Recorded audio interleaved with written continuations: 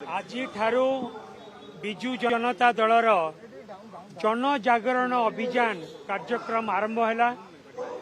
आमर प्रिय नेता मान्यवर श्री नवीन पट्टनायक जी ये कार्यक्रम को आज आरंभ कले।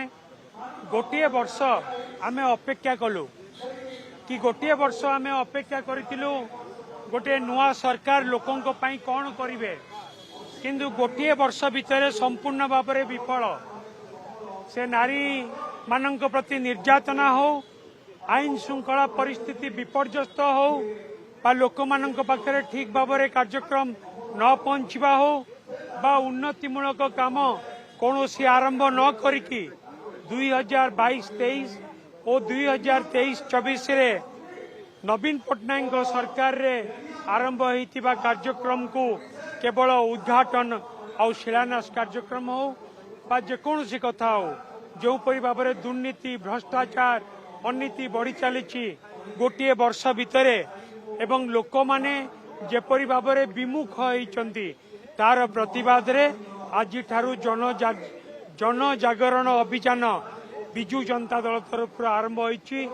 आमे गाँ को जीवु, लोकों पाखक जीवु, लोकों को सचेतन करेबु, ए कथा को लेकिन लोकों पाखरे पहुंचेबु।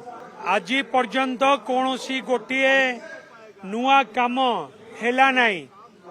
गाँ गहली रे काम संपूर्ण भाव में ठप हो जाइछि एवं जेतिकी टंकार व्यवस्था हेतिला नवीन पट्टनायक सरकार रे ता बाद आज पर्यंत कौन सी उन्नतिमूलक कामर व्यवस्था नहीं।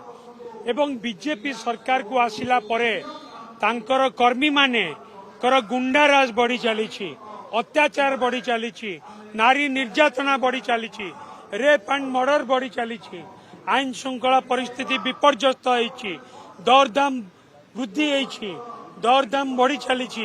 ए सबु प्रतिवाद रे आमे जनजागरण अभियान आज विजु जनता दल तरफ आरंभ है। ए कथा को नहीं कि आमे लोकों पाखरे पहुंचे। अनेक प्रसंग अच्छी, पोलाभरम अच्छी, कोटिया अच्छी एवं अनेक प्रसंग अच्छी, से महानदी इश्यू अच्छी। सबु कथा आज डबल इंजिन सरकार रे जहाँ समाधान हो पारिबा कथा ताकू करा जाऊ नाही।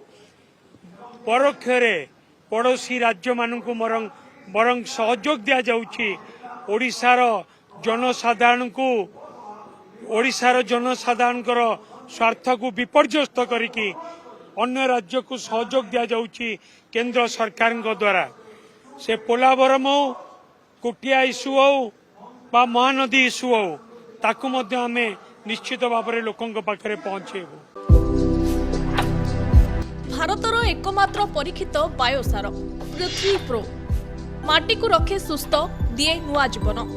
धान पनीपरिबा और डाली जातीय फसल पाई लाभदायक, अमल बढ़ाए, रोग कमाए। आज ही जमी रे प्रयोग करंतु। जोगाजोग पाई 9937054201 नंबर को डायल करंतु। आम सह जोड़ी हेबा पाई आमकु लाइक, फॉलो और सब्सक्राइब करंतु। अधिक अपडेट पाई विजिट करंतु आम वेबसाइट thequiver.in।